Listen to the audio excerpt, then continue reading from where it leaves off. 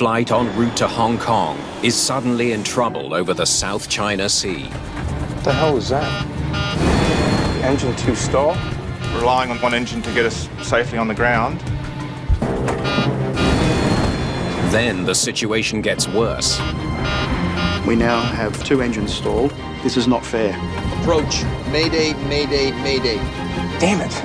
The 200-ton jet with 309 passengers is free-falling towards disaster. I felt fear. This cannot be happening. It looks like this aircraft could end up ditching into the water. Unless the captain comes up with a better option.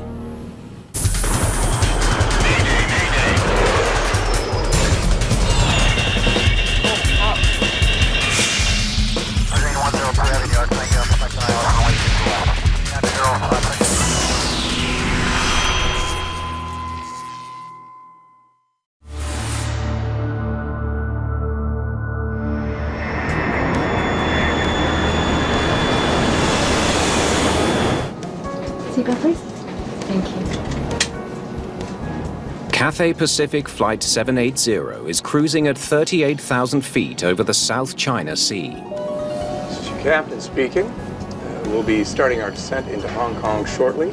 Local weather is 29 degrees with scattered clouds, so it should be a lovely spring day. Thank you again for flying Cathay Pacific. Captain Malcolm Waters and his crew are nearing the end of a 4.5-hour flight from Indonesia to Hong Kong. Touchdown is in 30 minutes. It's a crisp morning, clear skies, light wind. It was a nice day to go flying. It's only the second time Captain Waters and his first officer, David Hayhoe, have flown together. So, how long have you lived in Hong Kong? 12 years. Moved there when I was 23. Waters is one of Cathay Pacific's youngest captains. Hayhoe is an ex-fighter pilot with the Royal Australian Air Force. So what's it like flying F-18s? Oh, there's nothing to it. The in-flight service is terrible. Flight 780 originated in Surabaya, Indonesia. It's covering more than 2,000 miles to reach Hong Kong.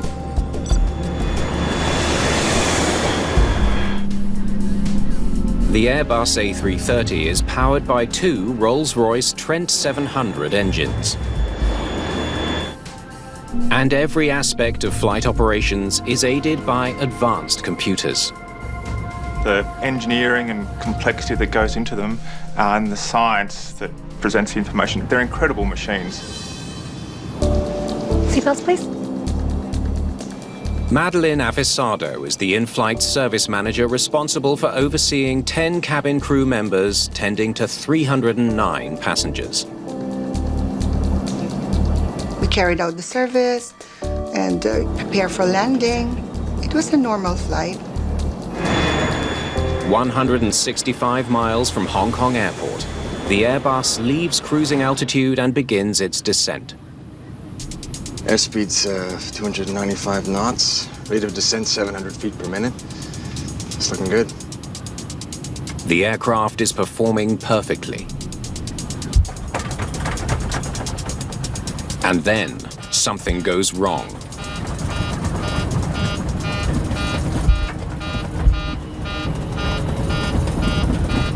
What the hell was that? Strange.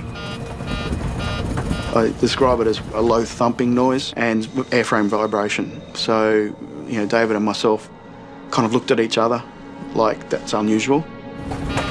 The flight computer is alerting the pilots to a problem. Okay, let's see what we got. Engine 2 stall. The plane's monitoring system indicates there's an issue with the right engine, engine number 2.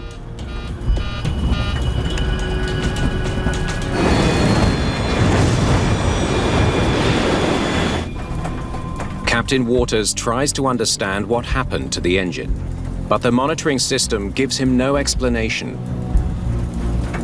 Now, when we were checking the parameters, they were relatively normal. Okay, thrust lever number 2 confirm. Confirm? With no explanation for the incident, Captain Waters reduces power on the engine to idle to protect it from damage, Idle. the lowest possible power level while still keeping it running. It has an immediate effect. The engine noises disappear. That's better.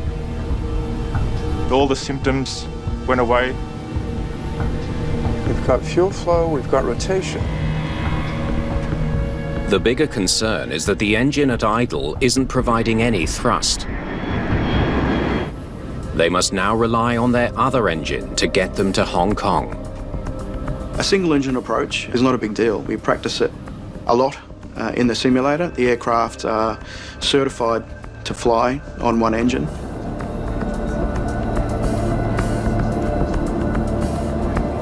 Hong Kong, Cathay 780.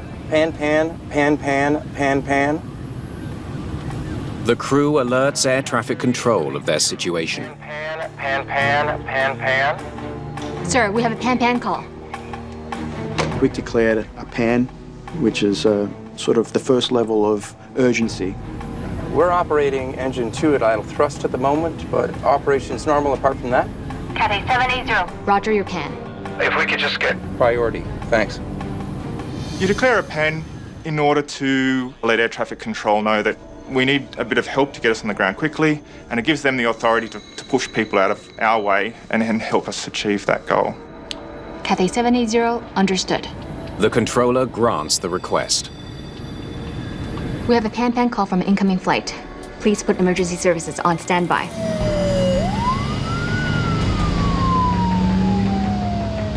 Airport firefighters rush to take up positions near the runway.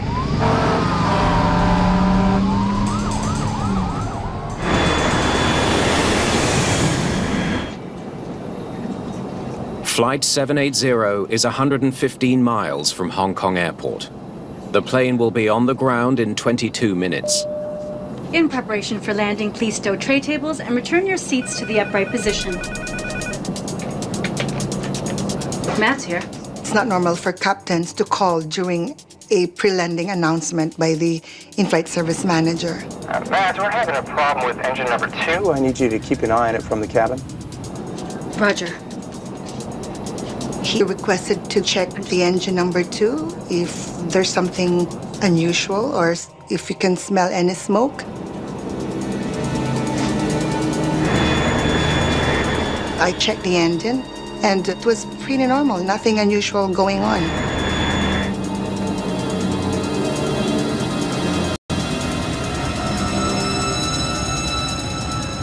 The pilots prepare to land the Airbus with only one engine. I'll take the landing. Understood. You have control. Captain Waters will fly the plane from this point on. I have control. In an emergency situation, the most senior crew member assumes the flying role. Now I have to actually do what I've been trained to do. So it's not a normal day anymore, and you have to be on your game. Everything is set for landing.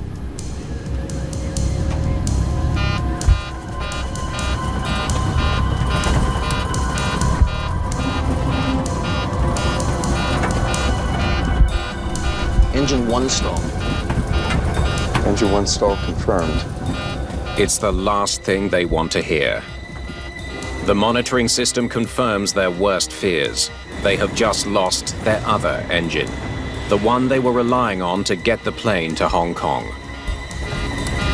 We now have 2 engines stalled. This is not fair.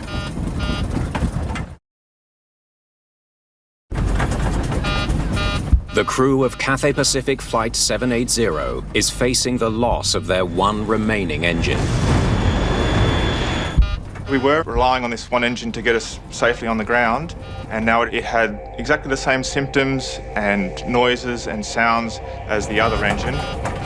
If they can't get it back up and running, the plane is headed for an unimaginable disaster. Engine 1 to idle. The monitoring system tells the crew to put the malfunctioning engine number 1 into idle.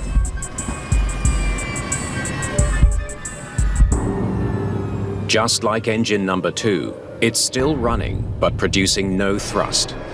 The plane is now gliding. Damn it. Our descent rate is not looking good. Without thrust, they can't make it to Hong Kong or any other airport. Still 60 miles out. Too far.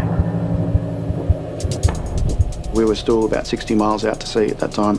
With the aircraft descending at, 1,300 feet per minute, we've only got 5-6 minutes before we're at sea level.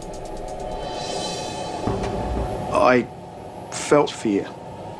And you have all those human responses to fear. The hair standing up on the back of your neck, the tightening of your stomach, the dryness in your mouth. It was a sense of disbelief that we might end up in the water. This can't be happening.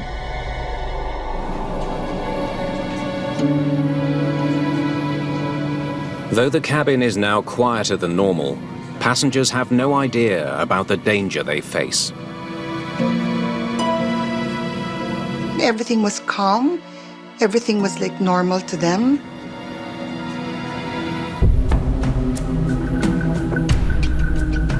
There's an initial moment of that shock and how are we going to start overcoming this problem?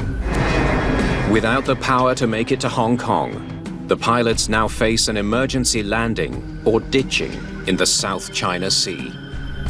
What do you think? I'll start the ditching checklist. Good idea. I suggested carrying out a checklist procedure to prepare the aircraft for the correct configuration for the ditching itself.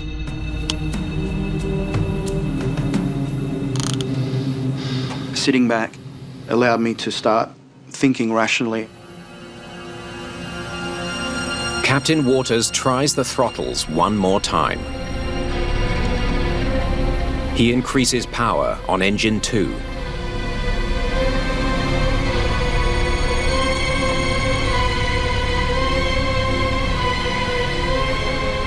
Then 1. Nothing happens. The engines just are not responding at all. They're just remaining at idle. Damn it! I'm calling a mayday. Do it. Approach. Mayday, mayday, mayday. Cathay 780 had engine 1 stall and engine 2 stall. The first officer puts out a more urgent distress call. Currently, we require a lower descent. We're extending our glide and trying for relights. Cathay 780, descend to 3,000 feet. Putting the mayday call out over the radio, you really feel that something serious is going on. You can tell in the voice that comes back to you that it gets everyone's attention because it's not a word that you hear all the time. Restarting number 2. Ram air turbine on. In between the ditching checklist itself, Engine 2, select ignition. my approach was, let's try and restart the engines because we're going to be in no worse a situation than we are now. No response. We're still at idle. Now the pilots contemplate their options for ditching. The previous year, a US Airways Airbus landed on the Hudson River in New York without a single casualty. Captain Chesley Sully Sullenberger became an instant hero. The Sully incident had been the first successful ditching, really, of an airliner, and to show that it could be done. But as they drop towards the South China Sea, the crew of Flight 780 are facing far more treacherous conditions. Big swells. The South China Sea is not the Hudson River. The sea looked very rough. It was a lot of white caps. The swells would be 1 to 2 metres. I felt that our engines had acted as 2 big scoops, and we pitched the aircraft down quite violently, and that would probably result in us, cartwheeling and breaking apart. This cannot be happening. Both pilots know they're running out of time. Cathay Pacific Flight 780 now has 2 unresponsive engines. Passengers on board are unaware how close they are to disaster, just minutes from ditching in the South China Sea. Captain Waters takes manual control of the aircraft to ensure the safest water landing possible. Turning off flight director. Flying by hand now. Roger that. So I start manoeuvring the aircraft to keep it clear of clouds so that I can see the ocean and start to make an idea of where I'm going to put the aircraft.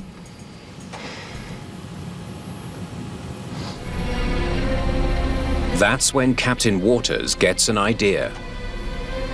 Okay. Try slow movements. Go slowly. Just ease and fuel. Easy does it.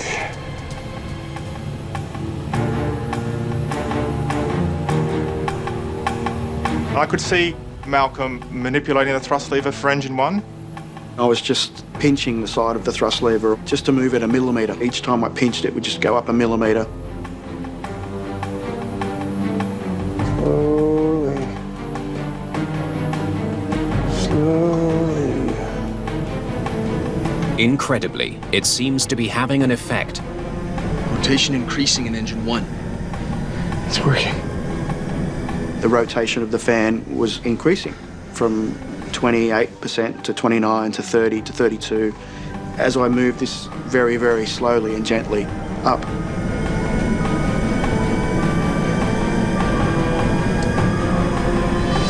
Let's see how far we can get. He wonders if he can get the engine to full power. I eased the thrust lever up a little bit more.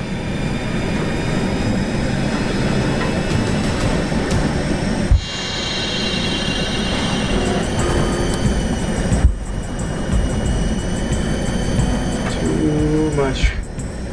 We had surges and the popping and whumping noise, and I immediately set the thrust lever back to what thrust we had. Waters figures out that the engine won't go any higher than 74% power. 74%. That'll have to do.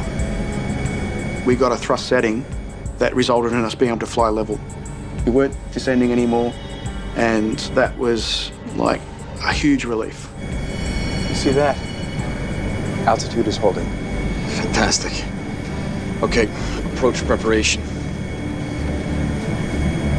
Cockpit prepared. Loose items secured. One engine is all they need to attempt a landing at Hong Kong Airport. Visual 07 left. I knew we were going to make Hong Kong. And it was very clear we have enough energy now that we're going to be able to get to land. Track 073. Checked. We can do our landing so infinitely better than ditching. But Captain Waters still needs to safely land a plane with engines he can't rely on. He's not sure how much longer Engine 1 will keep providing thrust. We did have an engine that was now functioning, but I didn't trust it. At any point, I believed that we possibly could just roll back to idle thrust again.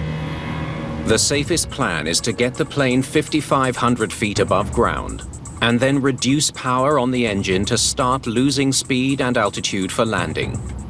They could be on the ground in less than 5 minutes. We wanted to stay as nice and as high as we could in a position that we could manage a glide. Let's do this. Engine 1 has brought the plane as far as it needs to.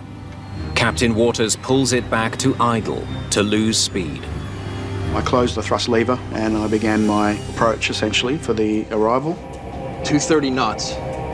We're at 3 miles. Checked. If all goes well, they should be on the runway in less than 4 minutes. But they'll only have one chance to get the plane on the ground. If something goes wrong, they don't have enough thrust for a successful go-around. Ladies and gentlemen, this is the captain speaking. As you may be aware, we have a small problem with our engines.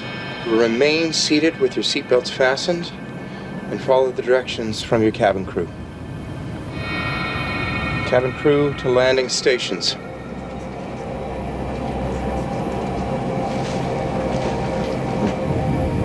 Okay, flaps 1.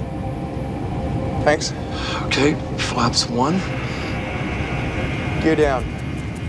Gear down. The crew deploy flaps and landing gear to prepare for landing. There's only 5 miles to go. Cathay 780. Do you have the airfield in sight? Cathay 780. Affirm. Hong Kong Airport has 2 parallel runways. It's built on an island west of the city. Cathay 780. We have both runways available for your approach. The crew is cleared to land on either runway. The Airbus turns onto its final approach to Hong Kong Airport. Captain Waters is confident he can get the plane on the ground safely. Auto brake. Low. Final items. Okay. They're a minute from touchdown.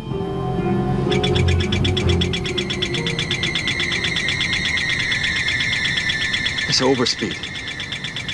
It's an overspeed warning, a signal the aircraft is flying too fast.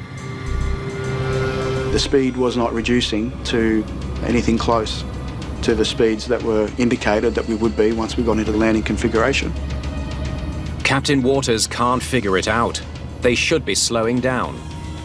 He rechecks the controls. It just looked completely wrong, and I was very uneasy that things were, once again, to get out of my control, and that there was something that I was missing. Then he sees it. I looked up at the gauges and, my blood ran cold. Engine number 1, which he throttled back minutes earlier, is inexplicably still running at 74% power. High thrust, too high to land safely. I had that whole feeling again of fear, anger. It was a scary moment.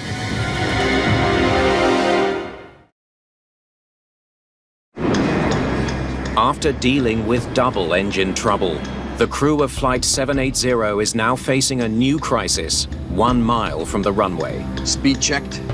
240. 800 feet. The engine they put in idle for a safe, smooth landing is still running at high speed.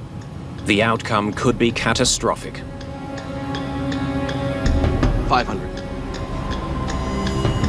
I could not believe that we'd gone from a situation where we were looking at ditching, and now I had an engine stuck at high thrust.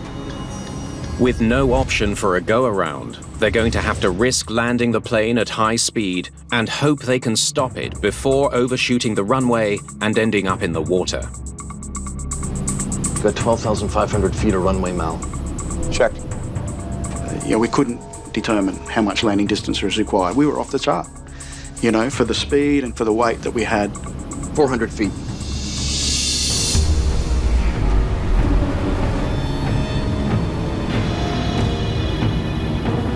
The longer we prolong this, the more unknown things are happening.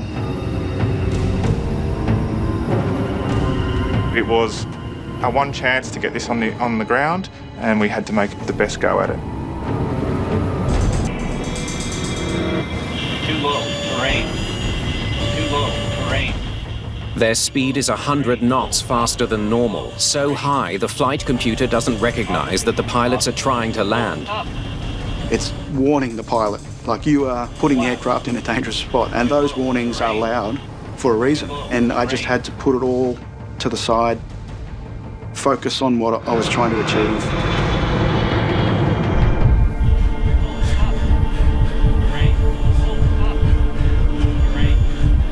Disregard that. Captain Waters pushes the nose down, forcing the Airbus onto the runway. Terrain. Pull up. Terrain.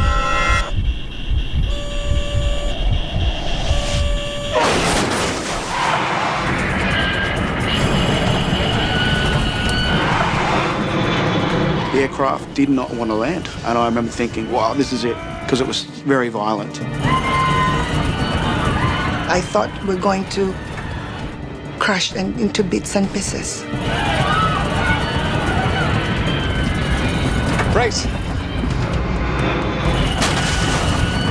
I managed to keep that wing up high enough that I just grazed the surface of the runway and I got it back under control. We're down. Finally, the aircraft is firmly on the ground. Full reverse! The crew deploys reverse thrust on the engines to slow the Airbus down while applying full braking power. Immediately, I just step on the brakes, hold them, toe brakes to the floor. No number 2 reverse. No decel. But with only one partially functioning engine, they only have one thrust reverser. They could still overshoot the runway. I still didn't think we would stop by the end. The Airbus is getting close to the end of the runway. I could judge the deceleration rate was such that, you know, I started to get a glimmer of like, man, I think we really, we could do this.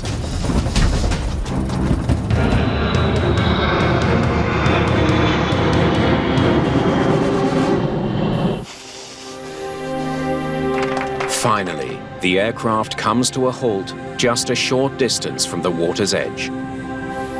They've used up more than 8,800 feet of runway. I can't believe it. We made it. Nice one. Once the aircraft did stop, there's a look of what the hell just happened. It was just this humongous relief. You're so happy that, you know, we were going to go home and see our families.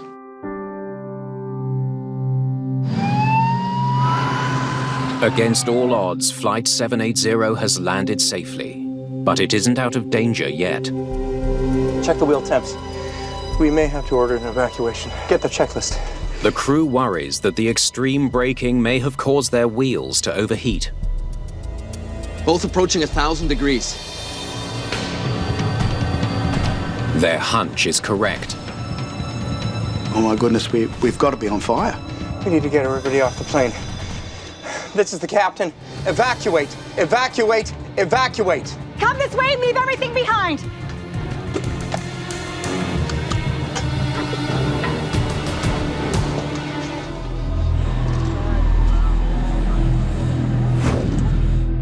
The passengers and crew evacuate safely with only a few minor injuries.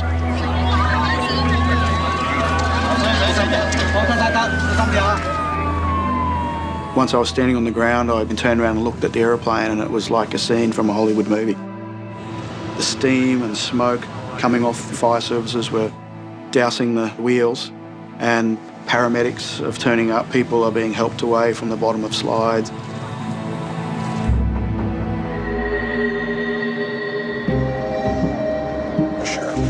Within hours, Hong Kong's Civil Aviation Department launches an investigation.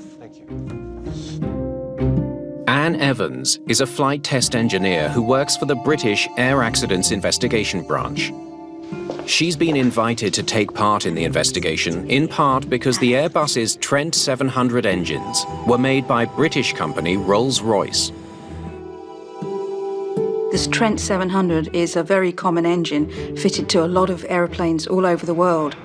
So if there's an engineering problem with a particular design, then we want to find that quickly. Here's what we know. The engines on Flight 780 failed to respond to throttle commands. Investigators meet to discuss the few clues they have. It's odd that both engines stalled. They're struck by the fact that the same malfunction affected both engines, one after the other. It's very rare to have two systems fail at the same time, given the level of redundancy and reliability that's built into the engines. It suggests the cause may not be the engines themselves. Critical systems like that don't fail simultaneously. Could something far more mysterious lie at the heart of the problem?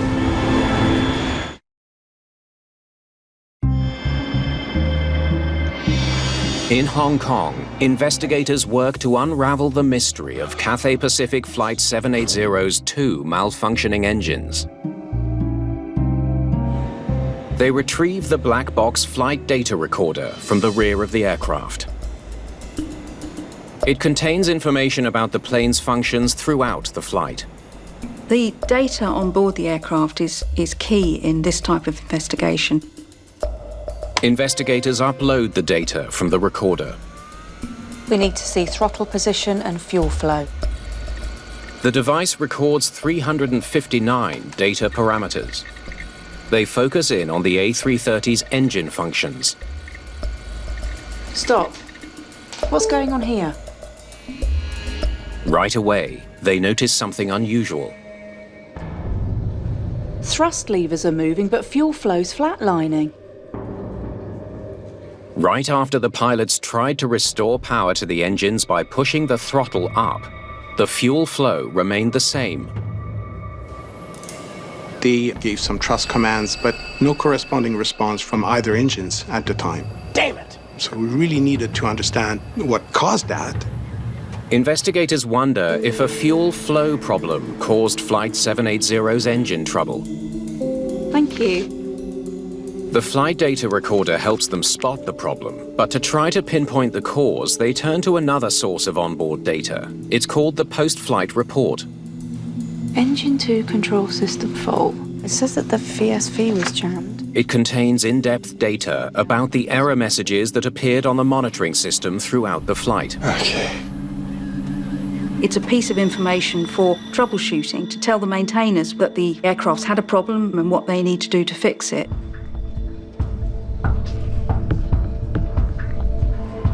Something was retarding the valve. Anne Evans discovers that early in the flight, the computers detected a problem in a key part of the fuel system called the main metering valve. So the warnings that were coming up were warnings to do with the main metering valve supplying fuel to the engine. The main metering valve is made up of a piston that slides within a cylinder. When pilots move the thrust levers, it increases or decreases the flow of fuel to the A330's turbofan engines. That valve wasn't moving, wasn't able to respond to the commands.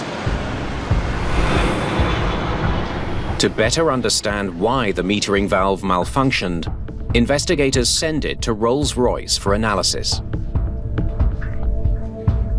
We have the best expertise about to strip those components here in the UK, and we'd cut the outer sleeve of the metering valve in half to see what was inside the metering valve. After cutting open the valve to study it, That's not normal, is it? they find something they've never seen before. A strange white substance coating the walls of the valve. What we saw seemed like very, very fine powder, even finer than caster sugar, very, very small particles. Technicians examined the white powder under an electron microscope.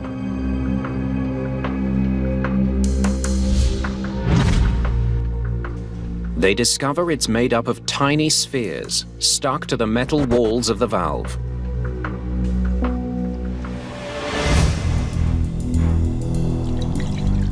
Investigators dig deeper to see if the powder can be found in other parts of the fuel system.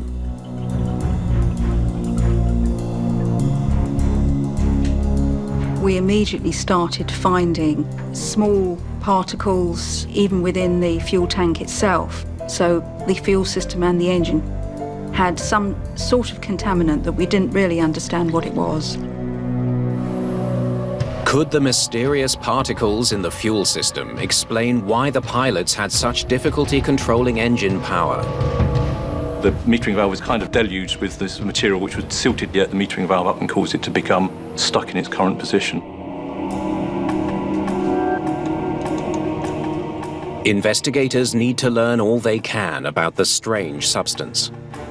Having identified this particulate within the various areas of the fuel system and the engine, our first thought, well, what is it? X-ray spectroscopy reveals the chemical makeup of the material. The analysis shows that the powder is a type of superabsorbent polymer, or SAP. When it comes into contact with water, it creates a gel-like substance. These are organic compounds designed to absorb water. That gave us a clue as to where they'd come from. Investigators know that the powder is used in refueling trucks to prevent water from getting into aircraft fuel tanks. The refueling trucks pump fuel from underground tanks and pipes through a filter on the truck and into the aircraft. If the fuel is contaminated with water, the powder in the filter absorbs it by forming a gel inside the filter. So the superabsorbent powder is there really to just absorb the water and make sure that we're protecting the aircraft from the presence of water in the tanks. But the waterlogged gel is supposed to stay in the filter. It should never end up in the fuel. It is so commonly used within the industry for this purpose of filtering out water. What we didn't understand was how did it get on board the aircraft?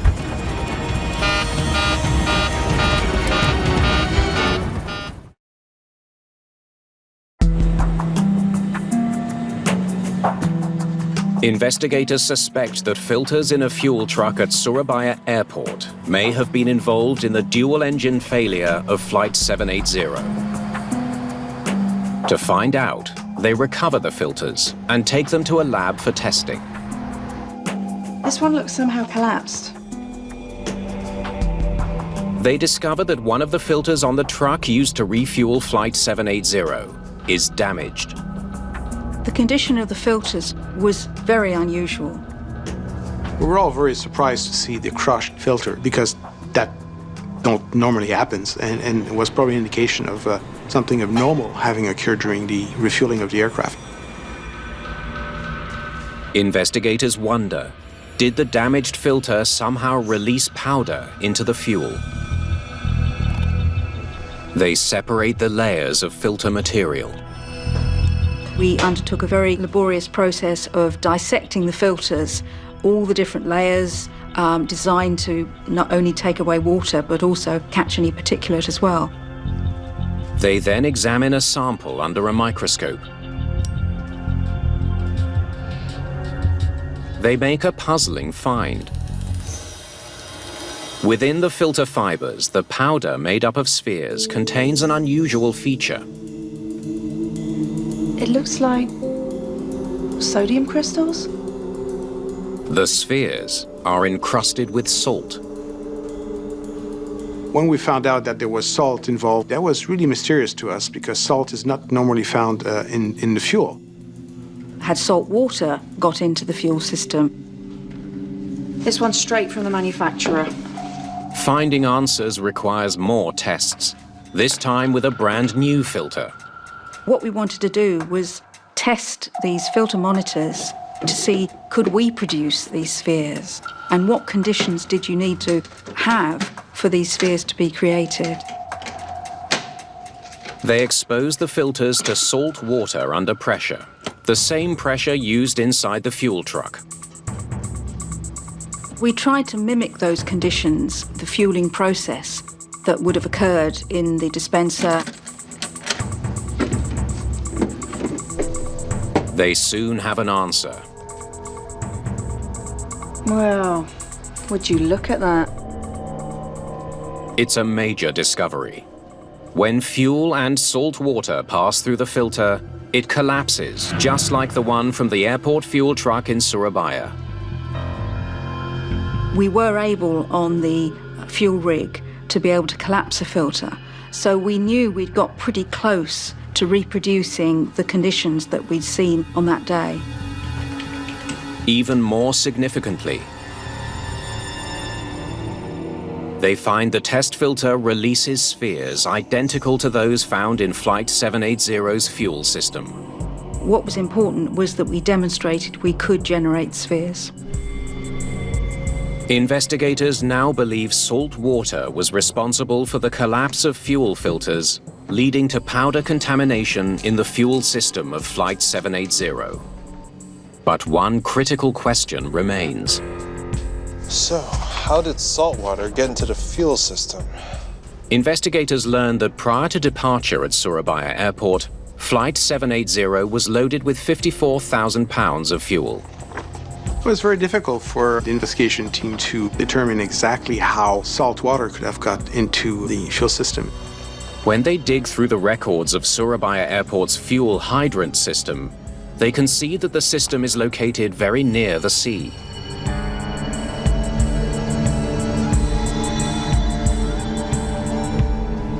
March 2010. This was taken just days before the incident. I think we may have our answer. They discover that the underground hydrant system that stores and supplies fuel to the pump truck was recently upgraded.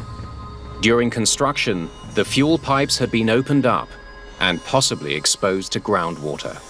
There had been construction work on the hydrants, and the investigation team highly suspected that would have been an opportunity for salt water to come into the hydrant system. If then the pipes are not flushed sufficiently, then that salt water could still be present when you start refueling aircraft. Investigators now believe they know what happened to Cathay Pacific Flight 780. The underground fuel supply, contaminated with salt water, broke down a filter, releasing a powder into the fuel. The powder jammed the metering valves, preventing enough fuel from reaching the engines.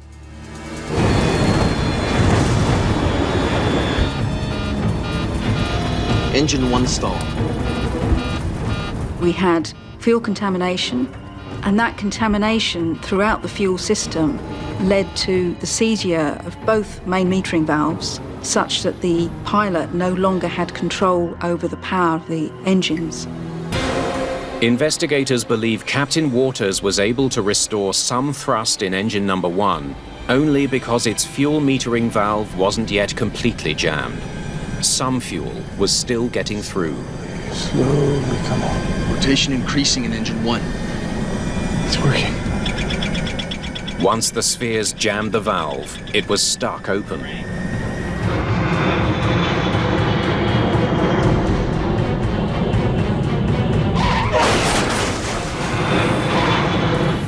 Brace!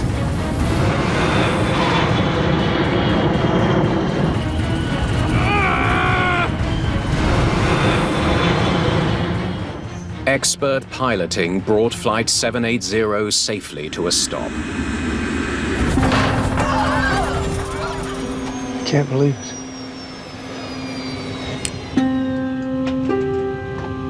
Nice one. I think the crew did a great job. It's not an emergency that's trained for. We can be very thankful to the crew. They behaved in a very professional manner, and they have our admiration. Since the accident, there have been efforts to improve the regulation of aviation fuel handling and storage. The company that manufactures the filters has redesigned them to prevent collapse and powder contamination. For their outstanding courage and skill, Malcolm Waters and David Hayhoe were given the highest honor in civil aviation, the Polaris Award. It was very special to be given the award. It was an incredible honor. It was the Federation of Air Pilots that awarded that award. So when, your fellow pilots, you say, job well done, we really think that, you pulled it off. So, very humbled and honoured.